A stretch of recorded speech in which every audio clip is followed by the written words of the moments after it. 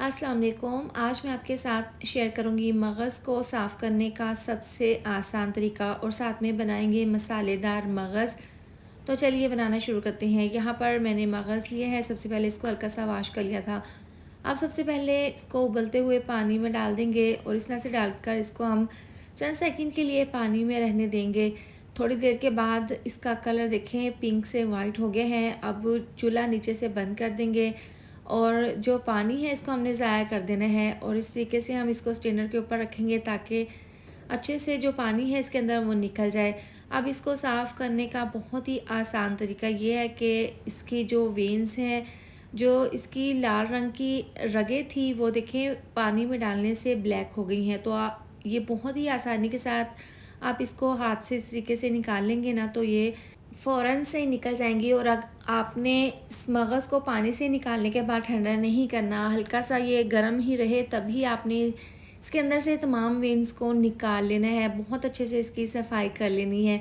तो यहाँ पर थोड़ी-सी देर लगी है, मेहनत हुई है, तो यहाँ पर मैंने तमाम मगज़ को अच्छे से साफ़ कर लिया है। इसकी जो रगें हैं इसको हम ज़ाया कर देंगे। अब इसका मसाला तैयार कर लेंगे। तो कढ़ाई में डाल देंगे 1 कप ऑयल। गरम करने के बाद एक बड़े साइज़ का प्याज जिसको मैंने बिल्कुल बारीक चॉप कर लिया था ये डालकर हल्का सा फ्राई कर लेंगे। साथ में 2 अदद टमाटर बारीक काट कर इसको भी प्याज के साथ हल्का सा फ्राई कर लेंगे। प्याज में हल्का सा जैसे ही कलर आएगा और टमाटर सॉफ्ट हो जाएंगे तो इसके अंदर 2 से 3 चम्मच फ्रेश लहसुन अदरक और सब्ज़ मिर्चों का पेस्ट शामिल कर देंगे। तीनों का मैंने इकट्ठा ही पेस्ट बना लिया था। अब इसको अच्छे से मिक्स कर लेंगे।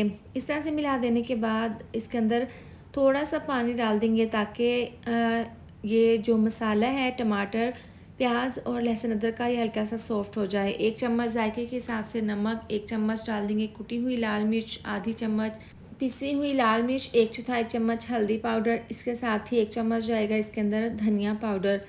ये मसाले डालने के बाद इसको मिक्स कर लेंगे। यहाँ पर मसाले को हमने कच्चा पक्का नहीं रखना, बहुत अच्छे से इसको भून लेना है और इसको मीडियम आंच पर बहुत अच्छे से इस तरीके से भूनेंगे कि मसाला ऑयल छोड़ दे और मसालों का कच्चापन दूर हो जाए।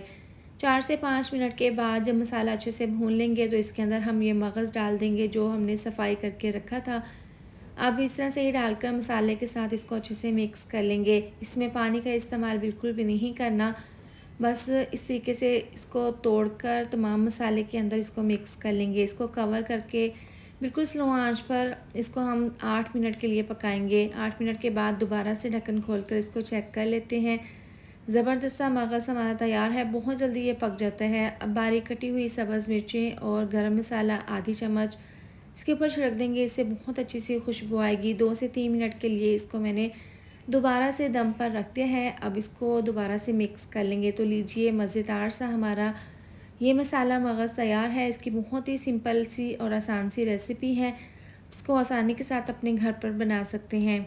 तो इसको एक बार ज़रूर ट्राई करें। इसके साथ ही वीडियो अच्छी लगी हो तो लाइक और शेयर कर दें। साथ में चैनल को भी सब्सक्राइब कर दें। मिलते हैं नेक्स्ट वीडियो में। अपना ख़्याल रखें। अल्लाह हाफ़िज़।